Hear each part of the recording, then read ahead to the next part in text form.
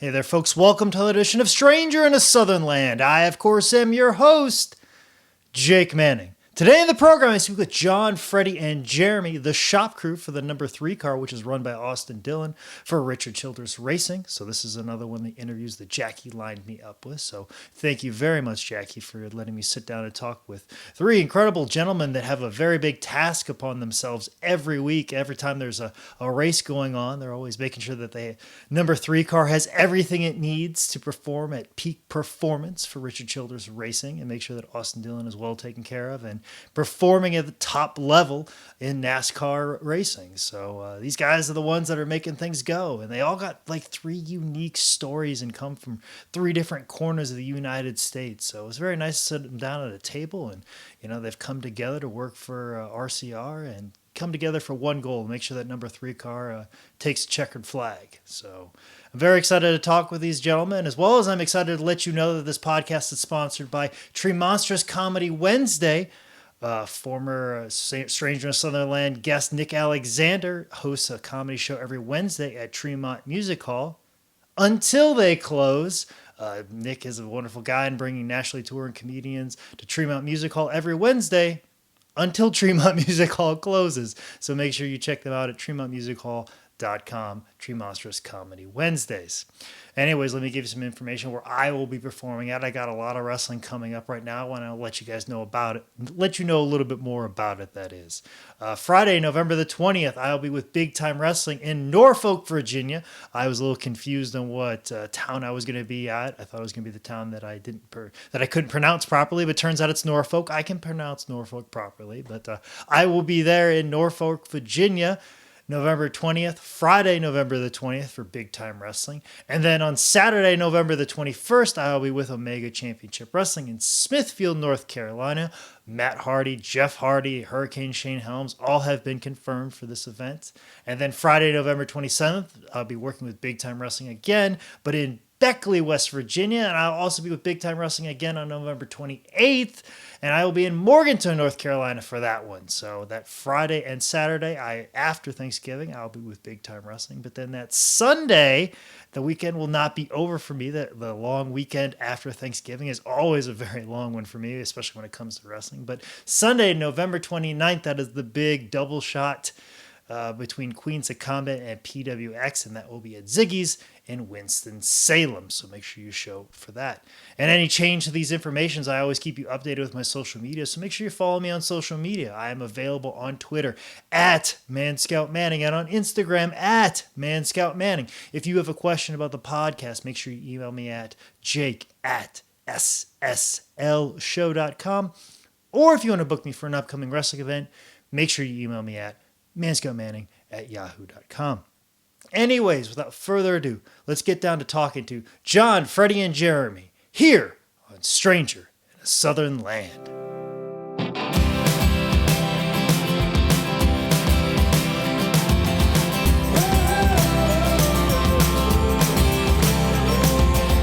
Well, folks, I'm sitting here with the number 3 car crew, techs, Shop crew. Shop crew. I want to make sure I get the proper titles, but I'm sitting here with John to my immediate left, Freddy, and of course Jeremy. All of you guys work for Richard Childress Racing, so today's a busy day. They just packed up the car and it just kind of went on its way. So, what was your day like today, guys? Well, when I got here this morning, we had to change wheel studs, and we had to bleed the brakes on the car and finalize it to get it prepared to go on the truck. So we changed wheel studs and got it ready, and I've been preparing next week's car, which will be Talladega. So I come in and started preparing the suspension and the brakes and steering box and all that, trying to get it ready for this coming week. Okay. What about you, Freddie? I have to worry about a couple things on load day. First off, that the car gets finished the whole complete way. We have checklists on every car. It's kind of my job to make sure that checklist is done at the end of the day. And these are just 2 of the guys that sign stuff off. So I'm kind of working with every person on there, and any loose ends on like John said, he had to change some wheel studs. I had to make sure he knew that, which he did already, and we went ahead and changed all those, so that got checked off. So, and I'll just stay with the car the whole way until we loaded it, and just any other little things that pop up, we'll just make sure. I worry about all the little tiny details here and there. Okay. And Jeremy, what about yourself? I made sure my main responsibility is the interior of the car, driver comfort things, and brake cooling on the inside of the car. And so we finished up some of those things today. You make sure the CD player works and everything. Yeah, the air conditioner and all the good stuff. And to make sure he's comfortable in the car and he can see and everything's clean and not falling apart and working properly and everything. And then took a little break from the mechanic side of it and went outside and did some pit practice today, getting ready for this coming race. Okay. Well, it's a big operation just packing up, like an entire trailer for NASCAR for a race, and today's trailer went off to Kansas City, if I'm not mistaken. I pack quite a bit for just a wrestling show, and we usually have a 20-foot box truck. But, you're packing for a NASCAR race, and I know how it is when you pack for big operations. If one particular piece is missing, it can ruin everything. It could be a piece the size of a pen. How do you prepare to make sure that you don't have any type of misstep when you're packing? I'd say it's bring a few things, right, John? Oh, We yeah. usually have 2 or 3 of everything. Yeah, we got a lot of things. Plus the checklist, like you said, the truck driver's got a checklist. The car chief comes to me and makes sure all the suspensions on the truck, spare spindles, hubs, and spare calipers and everything. So we basically got a checklist. We go down through, and it's checked over. And one person going through it specifically, because it seems like when there's more people like, yeah, I got it, and they're like, oh, I'll take care of it. And Well, mostly the car chief and me get together with the suspension. Then he'll get together with different parts, people that are responsible for different things. Like my deal is the suspension. I make sure all that's on there for this week, like truck arm spindles or spare brakes and everything. But the checklist is the biggest thing. He'll go over it, and the truck driver, and everybody's got their own checklist to do. Absolutely. Now, how long have you guys been working for Richard Childress Racing? This will be I'll be 10 years in February. Okay. Same with me. We started the same time. Okay. This is my 5th year Okay. at Richard Childress. So, early 2000s and stuff like that. Has the system always been obviously that well of an oiled machine where there's a checklist of everything? Yeah, basically. I'd say. Yeah, basically. This is nationwide or up here. Well, we started in a nationwide. It was basically the same process each week. Each week, so it was already kind of in place and stuff like that. Mm. In a sense, is there any particular changes to what you guys do over the last 10 years that have been noticeable? I would say budgets and Yeah. personnel. Back then you'd have your checklist, but you wouldn't have all of the personnel to do all those things. So you had one person doing a lot of the task, and you had probably half the people you do now doing the same thing, still getting the cars done, still getting to the race, same amount of races. You just had less people doing it, so you were working later. Cars were leaving later. And truck drivers would have to drive faster, but now it's more Specialists. evolved. Yeah, you have the front end guy, rear end guy, inside guy, and it's just down to each part on the car, and to make it flow and to get it done faster. Well, let's kind of take a step back of both of you guys. John, how did you become interested in just racing in general? Well, I guess it started out as a local level. My dad used to take us to races, and he was a big Wood Brothers fan, and we knew the Wood Brothers from where I was from. So I started at the Wood Brothers racing in Stewart, and it was like a 30-minute commute for me.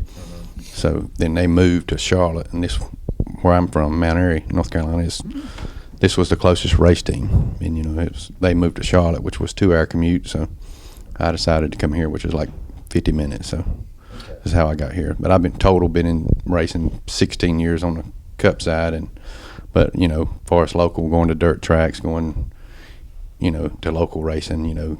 My dad liked racing basically, and we just kept going every single week to local tracks, and you just got more interested, and got involved in the Cup side. Well, but, you started off at dirt tracks, but obviously there's a big leap from that to dirt track to Cup racing and stuff like that. Like, how did you make that transition? Well, when I come in at the Wood Brothers, I started sweeping floors at the bottom, washing cars, and you just work your way up, hands on. Basically, you just keep building every year, and stepping up and stepping up. And that's just how you work your way up, just like any other job. What about you, Freddie? How did you? Mine's a little different background. I'm from New Jersey, up in the north. Okay, so And- not NASCAR country. But it is dirt track country. I would not and- guess that. No, you wouldn't. Because but mostly my experience was New Jersey's Yeah. Turnpike. that's most people's experience with it. But they actually had three or at least three really good dirt tracks at one time going. And my father raced, and so they have pictures of me as a little kid working on a race car. So I've always been in the garage. I've always worked on race cars. I've raced for a while, for a couple years, and my wife and I moved down here. Decided to move down here just for a change of life, and I ended up getting a job here. And just I've applied all those skills I've learned. It's the same details that when you actually worked on your own race car, owned your own equipment, Mm-hmm. you really took care of it like it was your baby. So if you keep that same mentality, which I try to here, it rolls right along, because it's, if anything, I'm almost more particular about stuff here than I am at home. Because you know that experience. You know the driver. He's I know what's expected. I knew what I expected when I got in the car. I knew what my father expected when he got in the car I built for him, and it's the same thing now with Austin in there. I try to give him the most he can, as much as I can, that to give him an advantage to run good on Sundays. Was that a type of discipline that your father probably passed down to you? Yeah, because he was the same way. He had an engineering background, so everything was real precise along the way. And he said, take the time to do stuff right, because otherwise you end up fixing it later. So I always think about that image of Evel Knievel talking to his kids when they were applying the brakes. And no, if you do it like this, you'll whatever. Like, I remember really I'm sure his kids worried about brakes a little more than other kids. Exactly. I remember him.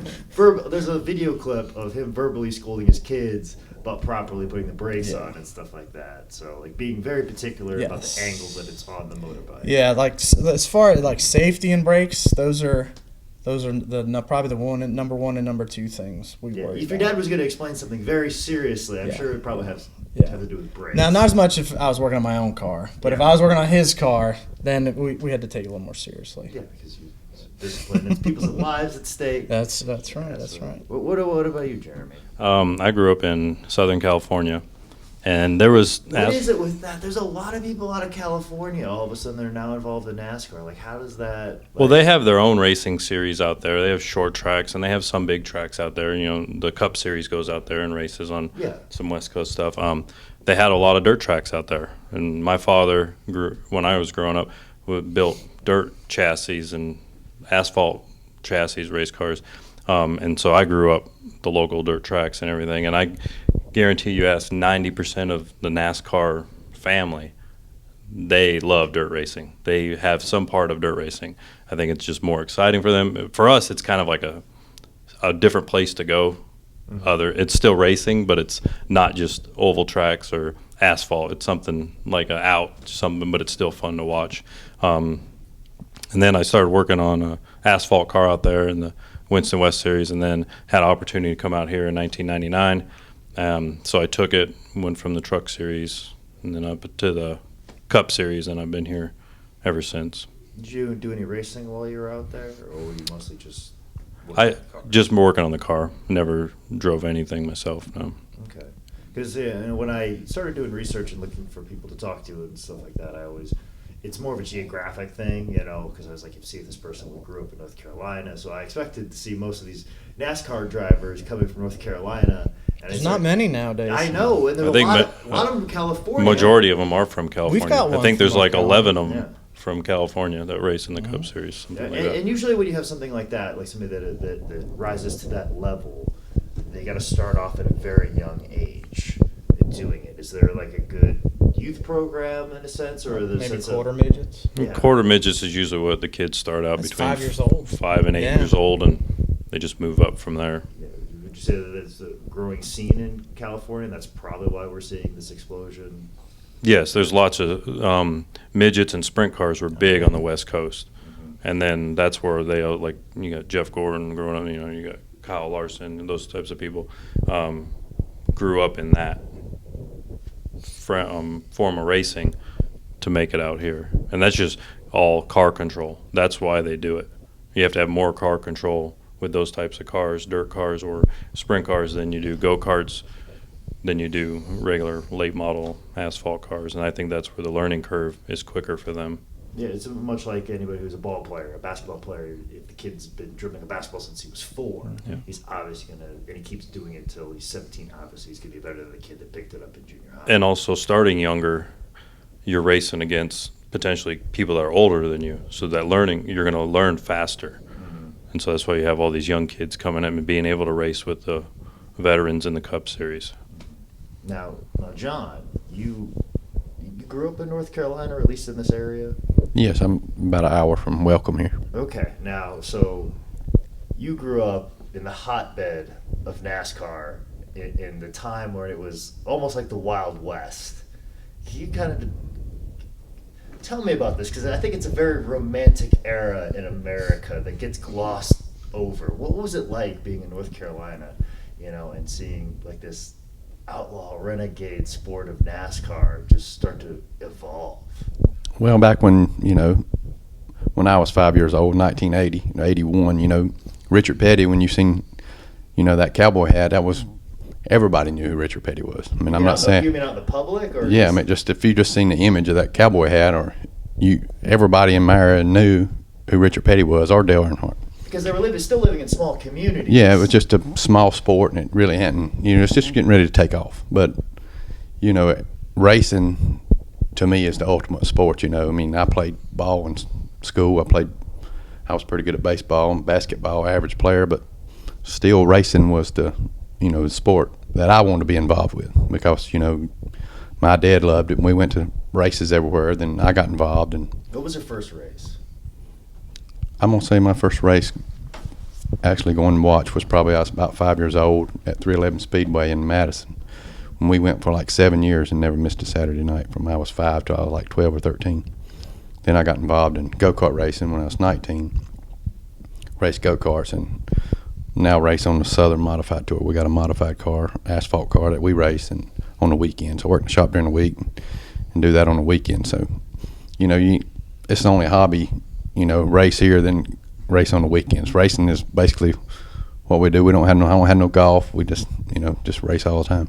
Okay, you just be around it at all moments in time and stuff like that.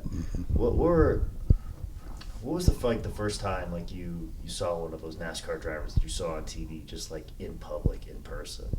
Like was it a big experience for you like that? Oh yeah, I mean, it was a big deal. I think when I was like 8 or 9, my dad we got pit pass to go to Martinsville and to see Dale Earnhardt and Richard Petty and Bill Elliott back in the day when they was racing. It was like it was huge. You was walking around against some of the greats, and you just you were starstruck.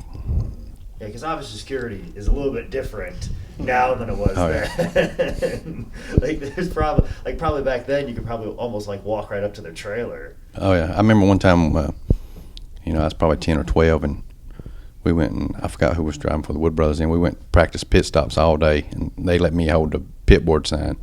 So that was, I was the man. I was the man that day. You couldn't even get to the person that's next to the person holding the door. Oh yeah. So it was a pretty big deal.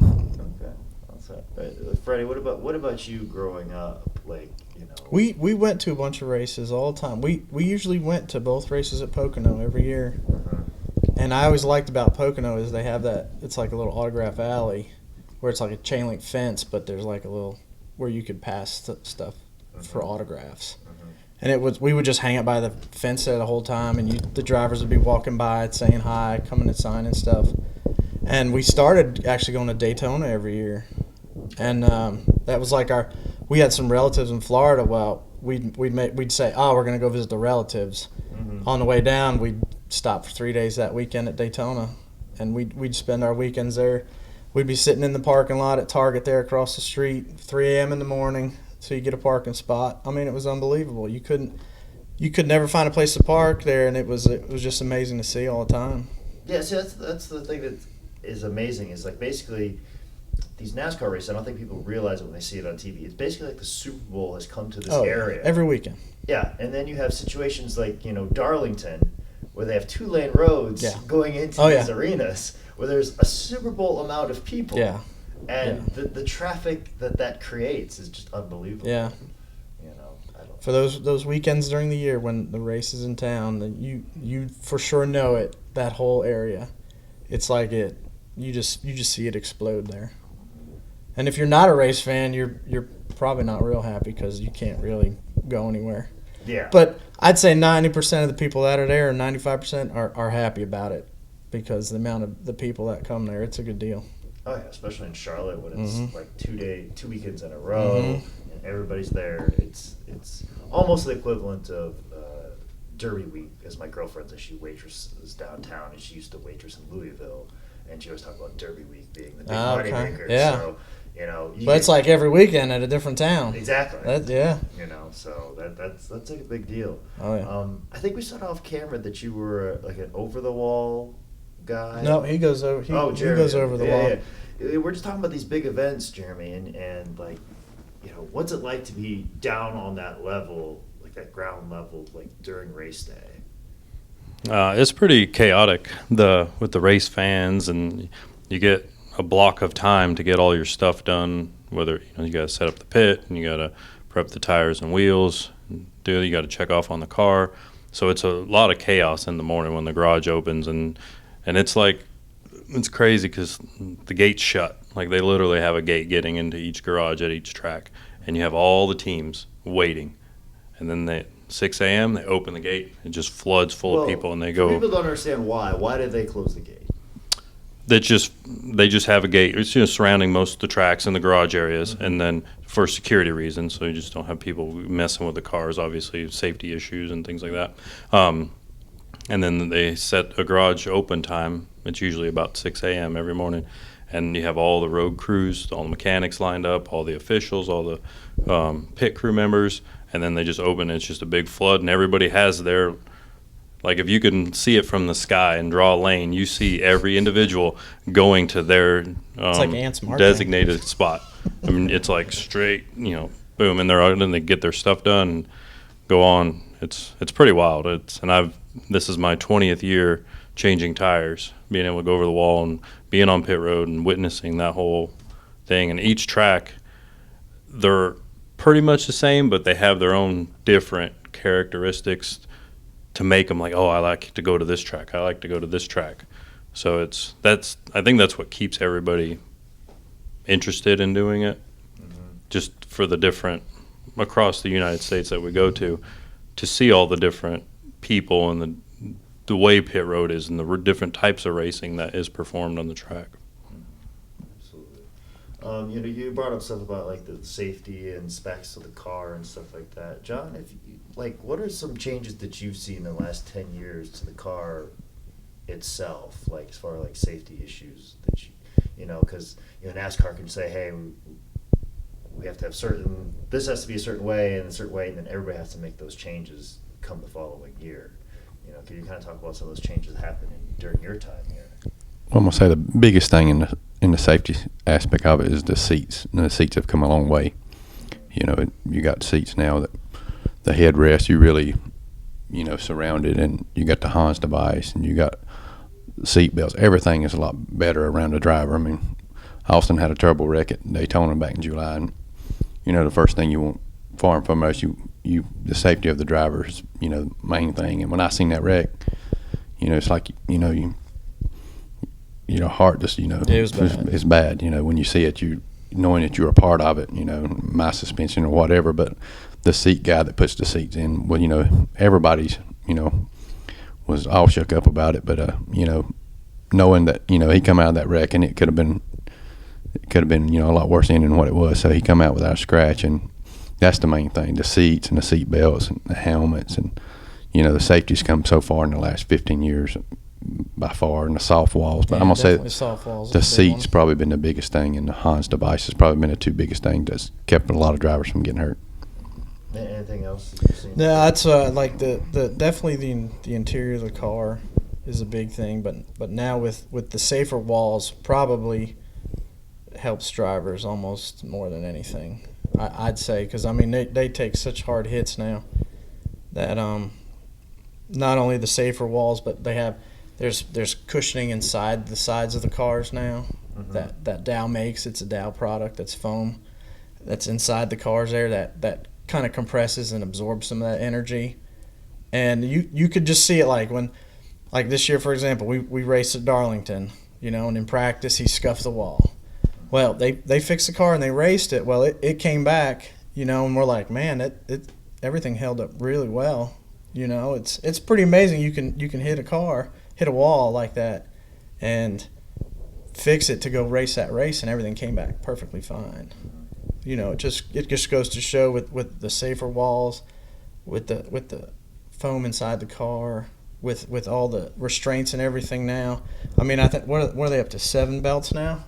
Yeah, there's 7 belts now. It's not. I mean, you get in your car and you pull the one over, you got a lap belt and a shoulder belt. Mm-hmm. Now there's 2. You got your shoulder belts, lap belts. There's ones that come up under your legs now. Everything just to hold you in there better. And it's there's more bars inside for the chassis now too. That's one good thing that NASCAR does do is if somebody has a really bad wreck, they look at that car and they go, all right, what could have been better? What could we improve on? Well, you'll know it because that next year, like during the off season, we'll start getting bulletins. All right, we're gonna add some roll bars up here. We're gonna add another bar this way. So if a car does get turned over and somebody hits it, or when they're on their roof, they're more protected. And that's a really cool deal they do. And I mean, it's a little bit of work for us, but that's the kind of work we don't mind doing at all. We love doing it because we know it's going to make the car safer.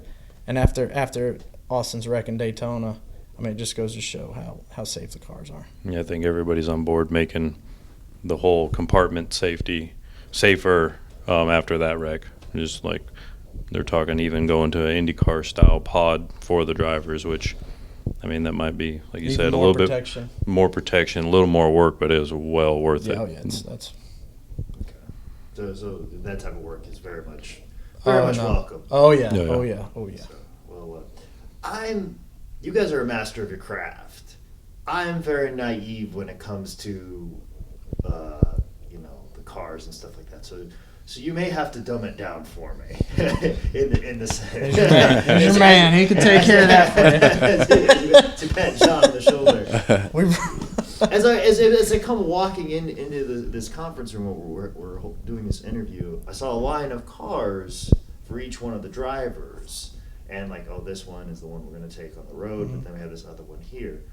Now, obviously, the car that just went off to Kansas City, would it be the car that would be racing next week, or you bring that car back? Like, how does that lineup go? Because I don't know it, and I'm pretty sure a lot of I can explain it to you. Please. Basically, what we'll do is I'll get with our crew chief Slugger, and we have a roster of cars. Yeah. 10 or 12 of them. So we talk about, all right, well, certain cars are built for certain tracks. Like the speedway cars, they go to the speedways. But like we have intermediate cars, say 6 of them. We'll talk about, all right, well, this type of track, we're going to Kansas, so we're gonna run this type of aero package, body package. We'll talk about the history of the car. Obviously, if a car runs really well somewhere, like we just ran at Charlotte, Mm-hmm. we're gonna try and race that car again as soon as we can. Do you feel like you got everything right? Because it's probably like a finely tuned. We always think we have everything right. It's just something about that car. Okay. Whether it's new parts or different designs, everything worked right on that car. Because we've built brand new cars with the latest and greatest and taken it to the track and it doesn't run good.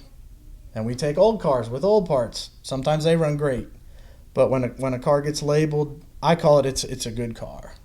That car gets raced as much as it can. Well, what makes that chemistry happen?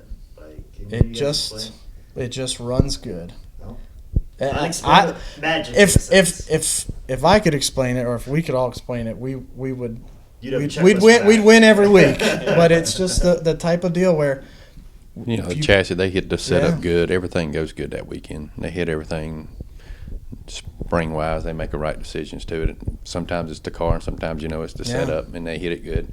Whether it's the car or not, you want your driver to have confidence and say, we finished 7th or 5th or 3rd with this car, you want to take it back. yeah, he knows the cars. Yeah.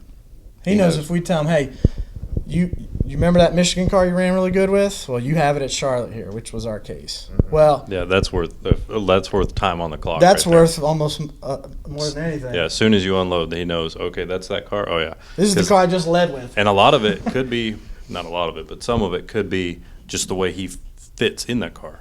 Like if he's comfortable, because we're dealing with steel and carbon Handmade. fiber, Man-made everything. nuts and bolts, so things are gonna be different. Not everything is perfectly stamped out the same.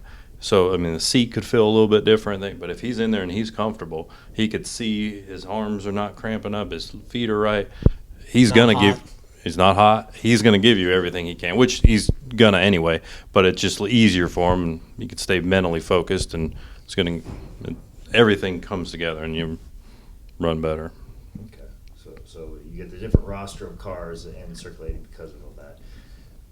What would be a situation where, like, obviously you want to put him is one of our favorite cars. Mhm.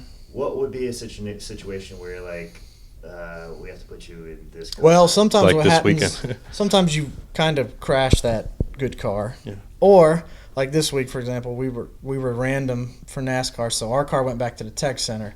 So, What do you mean by that? We were random. well, what they'll do is you go through all your inspection during the weekend. Before the race, they inspect your car. As soon as you get there, they inspect it. Well, at the end of the race, if you finish the top 5, they re-inspect right there, and then they pick a random car, just out of, I think they pick it out of a hat, right? Mhm. Somehow they pick a number and they go, all right, this week 7th place is gonna be the random car. So we finished 7th this week. So as soon as that race is over, they tell them on the radio, you're the random. You're going to the inspection bay. They just load up the car. We don't Yeah. even touch it. NASCAR takes it.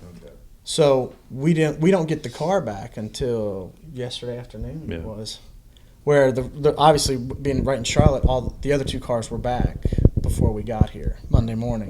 So if they wanted to race their car this week, they could have taken it all apart, fixed any little damage or anything.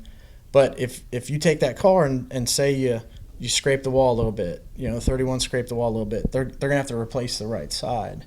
It would have been hard to get it done for this week. You'd only have 2.5 days, and in our case, it would have been a day. Yeah, an afternoon, because we loaded today. So, time-wise, we can get a lot done in a day and a half, but that's why you kind of want to have a couple good cars. That's where like some of the like if you go and ask the Ford team, they probably have a lot of good cars they like. And we have 3 or 4 that we really like right now too. And that's what's good about it is you try to build them like that so you can take a good car this week. All right, well, your other good cars go in the following week. And that's what we're doing now for the rest of the year. And what helps out a little bit too is like our schedule now. Like we're racing Charlotte 1.5 miles, Kansas 1.5 miles. Then we go to Talladega next week, Speedway, Super Speedway, totally different car. Then you go to Martinsville, totally different car. So you rotate them anyway. So Yes. you get pulled as that random. So the way the schedule you'll be works, fine. it's going to help us out right now because now we can get Charlotte, Kansas cars ready if we want to take them, say, Texas after that, and then things like that. But now when it comes to Texas and Phoenix, the haulers will stay out there, so we'll have to have everything done 2 weeks ahead of time, and then we'll send our cars out there. They'll go out there halfway, swap everything over, bring The raced cars. race cars, the ones that have raced back, send the other ones out, and then we'll get them ready for, let's say, Homestead, if that would be the case. You talk about like we got these certain parts in here, we got the chassis set up a certain way. Is there? Obviously that takes time and fine tuning, over the season or in the off season. is there a certain thing, like if a car's not running as well as it should, is it like, oh, this could be a common problem that we should fix and try and see if it works better? Or is it just a, you know? I'd would think. say maybe with like part failures, that's something. That or 'Cause in we like use all just the like same parts. like front clip technology, Yeah. geometry in the. Like, we got an R&D team too that test stuff, and like chassis. If they find something on chassis, we'll implement it over to our cars, and one of us will run it that weekend. One team will run it and see if it's better. If they perform better, they'll make all the other cars like it. So they have R&D team, and they're testing stuff all the time at each track, trying to get better every week. So this week we might have a different front end than what we had last week as far as the chassis wise. They might update the chassis and have a different, stiffer front end, or not flexing as much, or they do all that stuff all the time. So How's your relationship with the R&D department? Because it seems to me that's a very NASCAR seems like one of the few places where those two things would meet. Like, I mean, these are guys that are engineers, guys that with fancy degrees probably, and may not even know how to change their oil in a sense, but they know how to draw certain designs. Yeah, there's some of that. But basically what it comes down to is if they bring us stuff to make our cars faster, we get along just fine. Winning is a very good that's play, what it comes down to. Yeah. If they say, hey, we have something that's going to make you 0.2 of a second faster on the track, hey, we're all on board. Because it we're, seems like we're those ready to do two it. sides would clash in a sense. There's a lot of trial and error. Yeah, that's a good way to put it. The clashing comes when, hey, we have this idea, and we go, all right, well, you can't quite do it like you want to. Mm-hmm.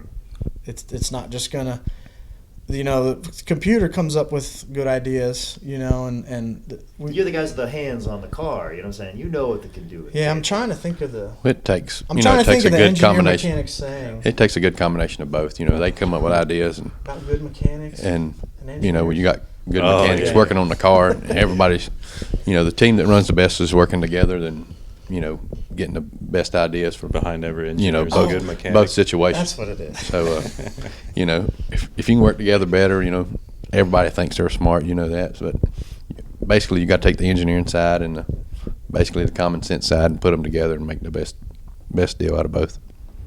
What were you saying, Freddy's big We were trying to think of this saying we have sometimes, and it's behind every engineer. Behind every engineer is a good mechanic. It's a good mechanic, Mm-hmm. and they when they, like I said, when they come up with things that make our car faster, we love them. Yeah, absolutely. But I'm sure there's probably in that trial and error stage, like There is sometimes some trial and error. You're probably almost rooting for an error sometimes. But also, our NASCAR is a lot of engineered and supported now versus Yes. in the past. And we have 3 of them on top of our pit box, plus the crew chief doing fuel mileage, lap times, strategies all race long. So they are a huge part of our success Oh, yeah. that Oh, we have. absolutely. And so that's why we pick them on. They pick on us. Oh, we're just mechanics. Well, they're just engineers.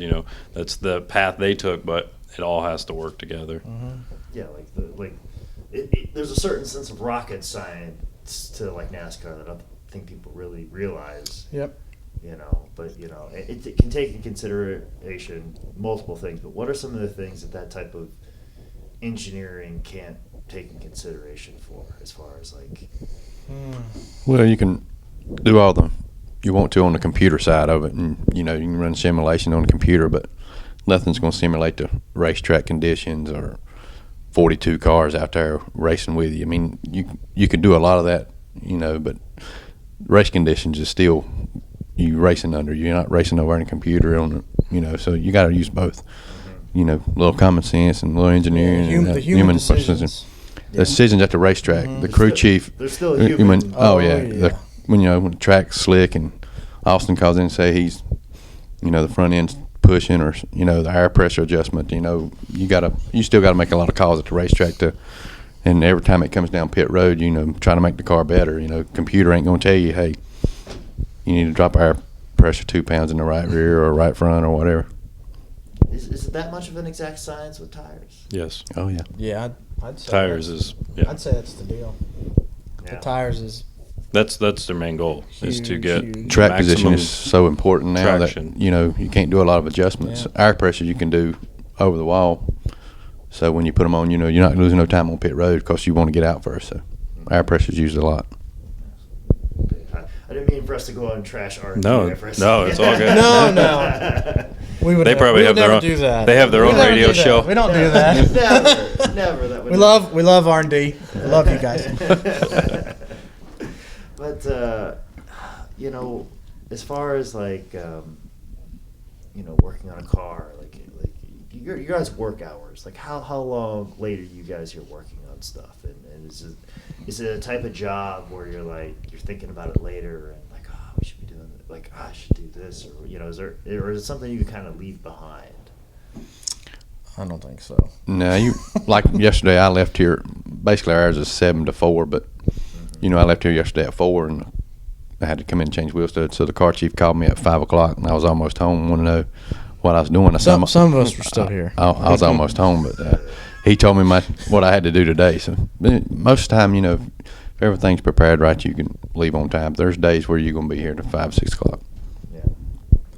Yeah, I think about stuff all the time on the cars, and that's just the racer in me coming out, and that's how most of these guys are like that. Everyone wants the car faster. I mean, I'll be on vacation on the beach with my kids, and I'll be thinking about how we can make something lighter.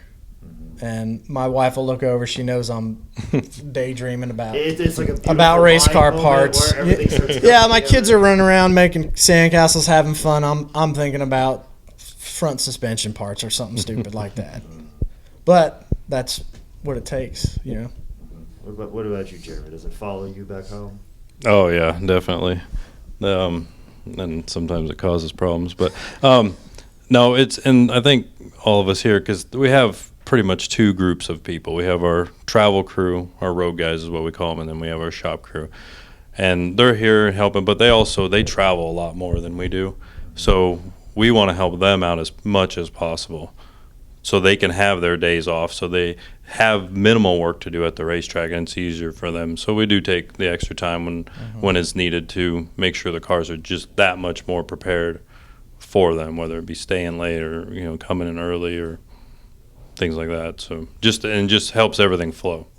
Because if not, then you have two groups of people butting heads, and then it's not fun at all. It's like you didn't do work ahead of time. We had to do work. And we had to do double time the work at the track. On the road already doing Yep. all this. Yep. And then that goes and stuff like that. But as far as other than just winning, like what are you guys' ultimate goals as far as as a team? Because obviously, if you just said our team goal is win every race, but what are your goals as a team? When it comes to racing, what are you guys shooting out to do every year?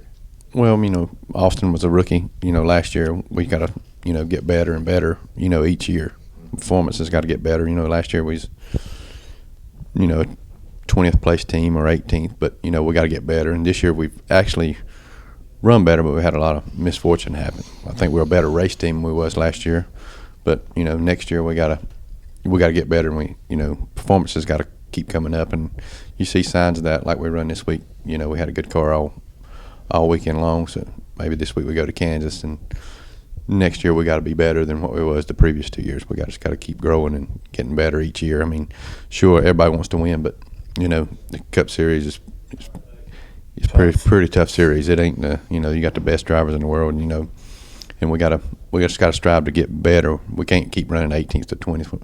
We're going to get better, and we see signs of improvement. And next year we got to shoot for being a top 10 team every single week, and the consistency's got to get better. What about you, Freddy? No, that's what I'm along the line. Like at the end of a race, if we're in the top 10, I'm happy. Top 10 in the Sprint Cup Series is really, really hard to do.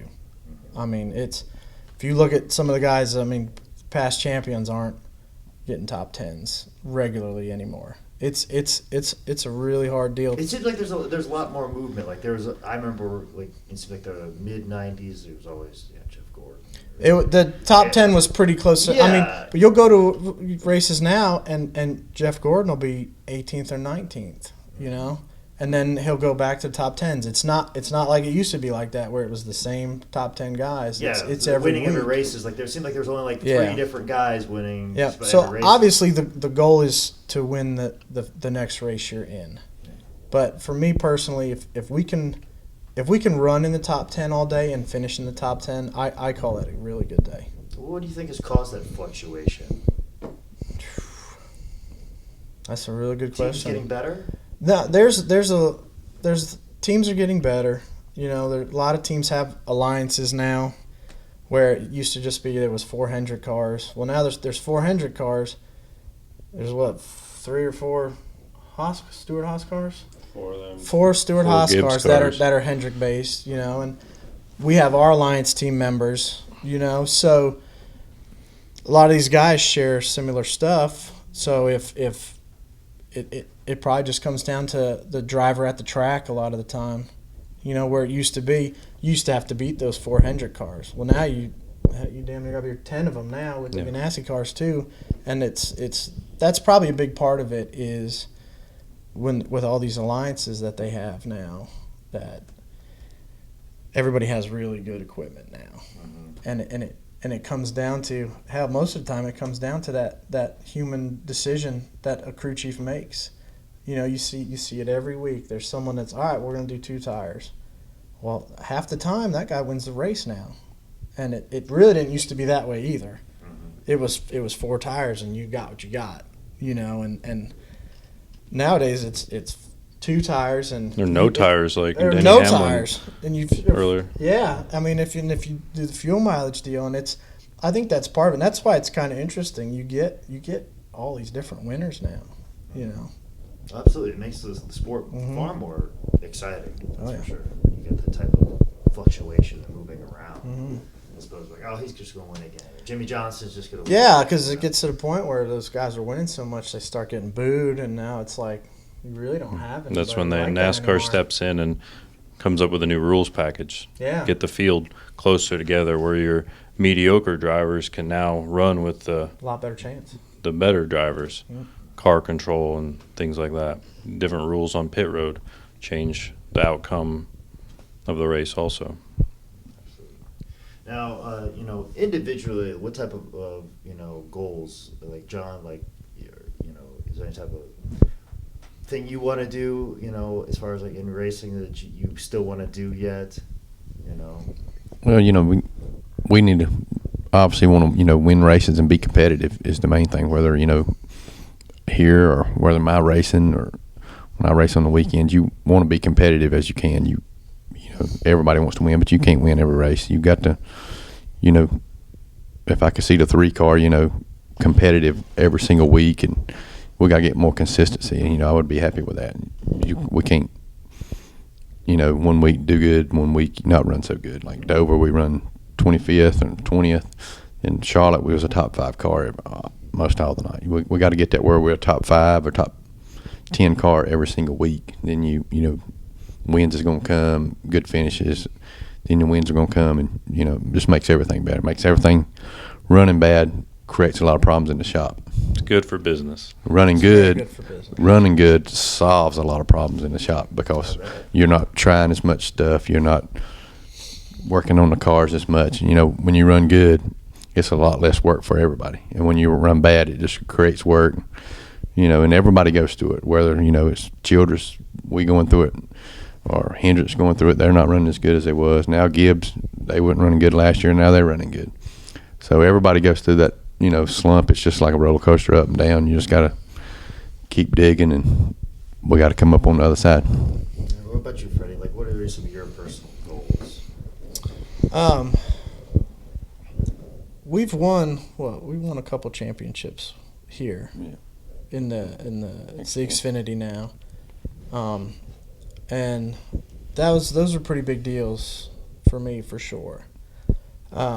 Obviously, to win a Cup championship is like the top of the list.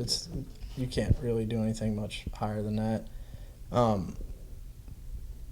Wins are the deal, basically. Because if you're winning races, that means your cars are fast and your team is good and everything's good. And I don't really worry about the points and all that stuff that much. You know, it's more the wins for me. You know, and if you win a lot, then I'd probably start saying, hey, you know, we need to win this championship now. You know, that's just kind of my deal. Okay. What about you, Jeremy? Yeah, same thing. I mean, I think we all try and pull in the same direction to try and make everything better, whether it's our personnel or, you know, our own efforts towards making the cars better, faster, being better employees, and then obviously running good, winning races. And I think everybody in racing has a passion for it. Also, they don't want to let their teammate down. So that's what strives them to do their job better. Come to work, okay, I can't let this guy down. I can't let my team down. I'm going to make that the best I can. And then that person does the same thing, and that's what is the ultimate goal, I think, for everybody, because that'll make cars better. That'll make you win races and obviously help out the whole situation. All right. Well, before we get out of here, I want to give you guys just kind of opportunity to, like, you know, maybe share something, you know, as far as like NASCAR, like I've had very good access today to be able to talk with, you know, guys like yourself that are at the forefront of NASCAR, you know, guys that have, you know, been around it in its early era, you know, raced yourself, or, you know, been on like kind of the new edge of it in a sense, and kind of, you know, maybe somebody that's listening is probably isn't a NASCAR fan or doesn't know that much about it. You know, what is something you could say about NASCAR that you think is great and what people should know about it? And we'll start with you, John. The biggest thing that, you know, I've seen over the years is the family aspect of it. You know what I mean? A lot of people, we're all, you know, whether it's my racing or here at RCR, you know, we're all family. If something happens to one, you know, it happens to all. And, you know, we might be rivals on the racetrack, but at the end of the day, the NASCAR community unites and helps each other out. So whether it's, you know, it's just like Gil Martin that works here. He's got a friend that's, you know, had a stroke, and, you know, everybody coming together to, you know, raise money for that guy. You know, you see that a lot. And, you know, it gets overlooked sometimes, but very passionate about our racing, but, you know, we're passionate about each other too, and we're all one big family here, and we help each other. If somebody, you know, tragedy like last week, South Carolina, the flood, and I think Mike Dillon got a, you know, deal together where everybody could bring, you know, water or whatever, and we had a whole truckload of stuff to send. So that's the biggest thing I like about it. I mean, you know, naturally, I love the racing part of it, but at the end of the day, what really matters is everybody caring about each other and working together. So what about you, Freddy? I'd say that along the lines the same thing with family. You know, like I said, my parents brought me to races. I bring my kids to races, and it's just something as a family you get excited about. You know, when you're going to spend, it's not just you're going to spend time together, but you're getting to see something really cool. And I mean, the races are always exciting. You know, it's unbelievable what these guys do on the track. You know, and it's just it's a lot of fun, and my kids love it. And to go along with what he says, like here, if you talk to anybody at RCR, their number one thing will come up is family, and it's pretty special to work here just for that reason. That, I mean, everybody goes to bat for everybody. You know, we're all close friends. I mean, there's guys that have gotten hired. You know, say they got hired a month ago. We may not know who they are.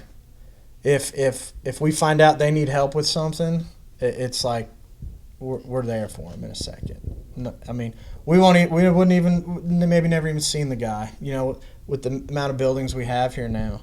But if you look down and you see that RCR on the shirt, you know it's part of your family.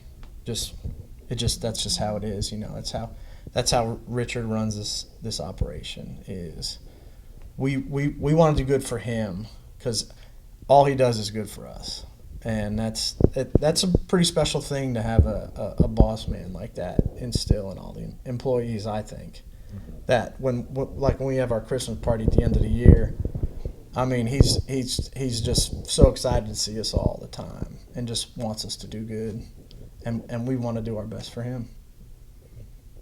What about you, Jeremy? Yeah, I totally agree with that. That's one thing I liked about this place, is the family oriented, laid back. It's like buddies, and it's hanging out with your buddies and working on race cars. It's fun. And it also goes a little bit outside, RCR, this is our family. And also the other race teams, even though you're competitors against them, they're still family too. You can reach out to them and stuff like that. And as far as like a performance deal versus, you want to say like NASCAR versus, or what the fans, why is it different thing? It's different from like stick and ball sports, because those sports, it's two teams going head to head. Even though you have a bunch of different teams and it's two at a time. Whereas here we're going 43 teams head to head every week. That's where the competition level is so great, and that's where I think the fans get a better, vision of what's going on versus other sports. And there's so much going on, and that's why it's so hard to win these races and stuff like that, because you're not just racing one other team, or you're racing 43 of them. And that's where I think it's different than other sports that fans may not know, oh, it's just racing. Well, it's different competitive nature.